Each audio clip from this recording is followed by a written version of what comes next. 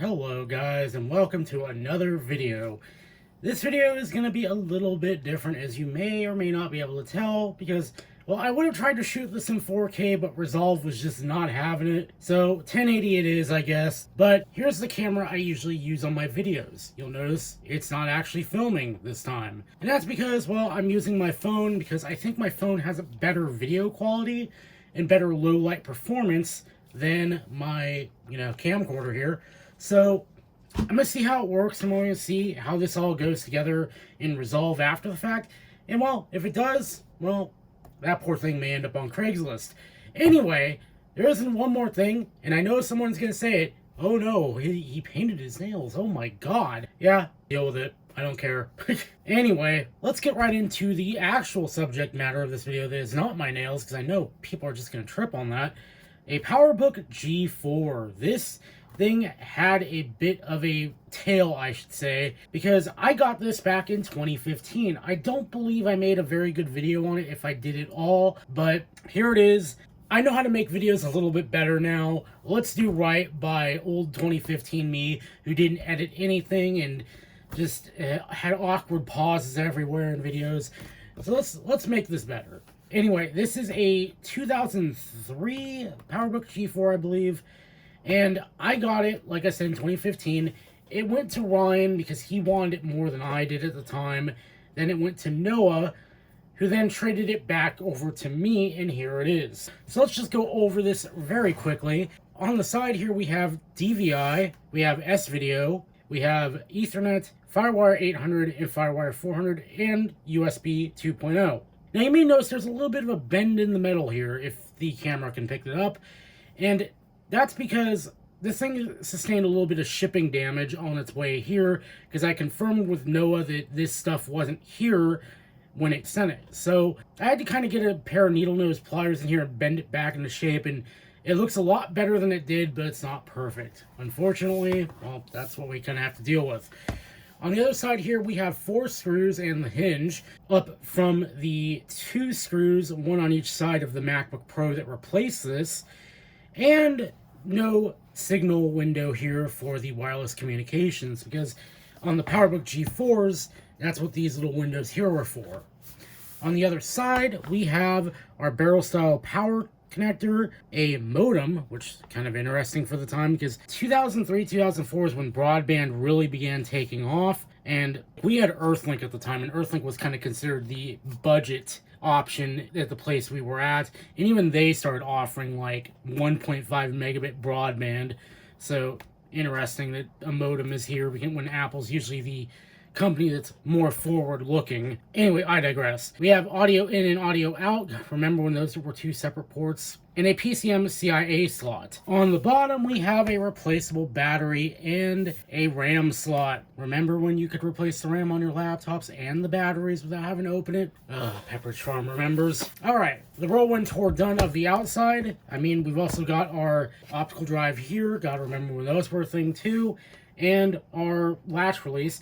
Unfortunately, the hinge has lost its spring over the years, so you have to press this in and then just manually open this up. The other thing that was wrong with this, in addition to some cosmetics, that's been there as long as I remember, the spacebar was broken off completely. Kind of unfortunate, but Noah actually put in some work and put a new spacebar in with a new rubber dome, because the rubber dome had broken completely off. So it now works. I actually had to pry this open and make a few more modifications, because the spacebar, while it did work, you would have to slam on it to get it to work, and now works perfectly fine. So let's start this thing up, and you may notice, where's the power adapter? Well, I have one, but we're not going to plug it in for the purposes of this demonstration.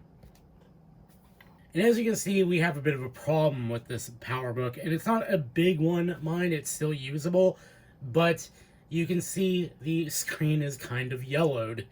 And I'm guessing that's just from the screen aging, and unfortunately, I don't really have the means nor the money to invest in a replacement display for this thing. And for what this thing does, I really honestly do not care so much. Now, this machine's role in my lineup is to be kind of like, I guess, some form of a bridge machine, because it can still interact with PowerPC applications and such, But mostly what I use it for is iTunes and iPod related stuff, because as you saw, we have FireWire ports on the side, and I've been dabbling in old iPods as of late. So another cool thing is I'm actually going to pick up my mouse from my custom built computer behind us here, and we're going to start iTunes up on my custom built PC. And mind you, it is fully updated. It is running the most current version of iTunes, as is this, on Tiger no less. And iTunes does take a bit to start because we're running on a mechanical hard drive here. I do want to put an SSD into this at some point in its life. Now, you can see, here's my custom build. And I've got home sharing fully enabled on this thing, so I can just go, you know, pick a song here, this one by The Killers. I can just go ahead, import it. There it goes. It imports perfectly fine. Very, very nice. And this way I can sync older iPods over FireWire 400, because I find that to be a fair bit faster than USB 2.0. So if we go to About This Mac, we can see we are rocking a 1.33 gigahertz PowerBook G4 with 2 gigs of RAM, which I believe is the maximum this thing is allowed to take. Go to more info. This is a PowerBook G4 5,4. For ATA, we've got our, unfortunately not a SuperDrive CDRW drive.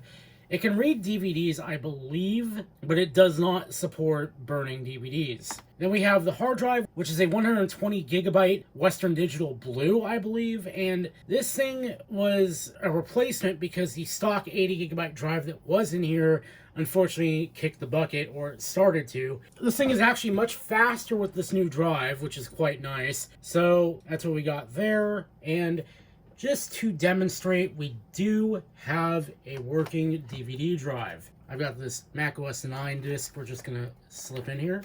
It's a little bit tough going in, but it does go in. And gently set this back down.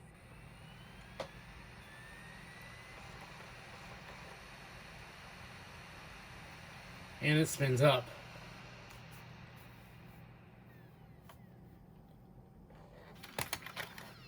So despite the shipping damage this thing had, it's actually in pretty good condition. I mean, it cleaned up relatively well. Noah did a lot of the work on it. This thing is pretty cool. It also has Bluetooth, shockingly. I thought that was only an option at the time. Unfortunately, this thing does not have a backlit keyboard, as you could probably see. There's no provision to adjust the backlight intensity, just, you know, standard brightness. Speaking of which, this keyboard is absolutely awesome. I miss these silver keyboards from the pre-unibody models, because, man, I don't mind the chiclets. I don't love them. I tolerate them for the most part. But these things, this was like peak Apple keyboard right here, and I know people are gonna be like, but ThinkPads. I actually used the ThinkPad keyboard not terribly long ago. I actually sent a ThinkPad T420S to Noah. I found it in the thrift. I think I did a video on it, actually, and I wasn't much a fan of the keyboard on it.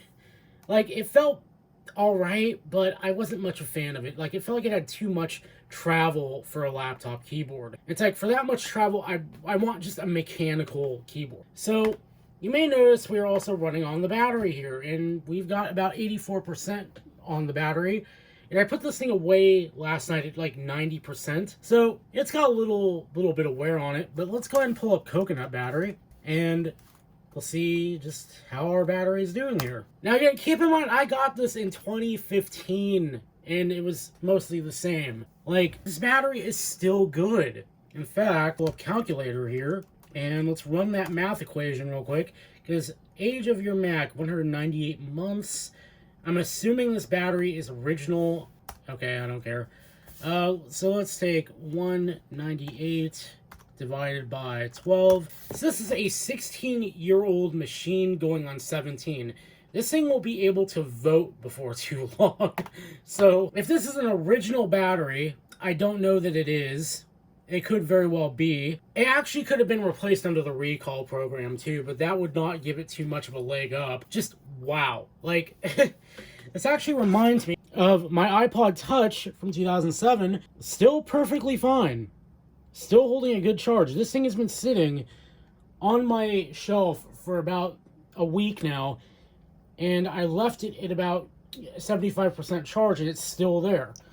So this thing's battery is still perfect. I don't know if somebody replaced it, but still, And this thing, if I run the serial number on it, it actually shipped in 2007. So it was a launch model or pretty close to it. So yeah, that's really all there is to say about this thing. Like, I think what I would like to do at some point is run some older Mac games on this. I do know one of the things I need to take care of with this particular machine is probably a repaste at some point. Still, it's a really cool little machine. I'm glad to have it back in my collection. And actually, if we look here, we can see some of the shipping damage that had occurred.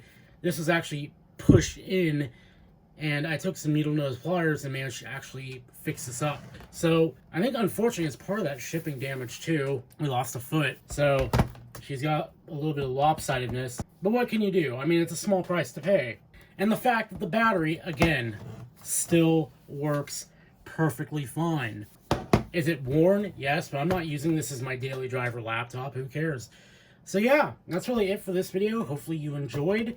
And, well, hopefully this little experiment with my phone camera goes well. Otherwise, goodbye to you, Panasonic HTV 770.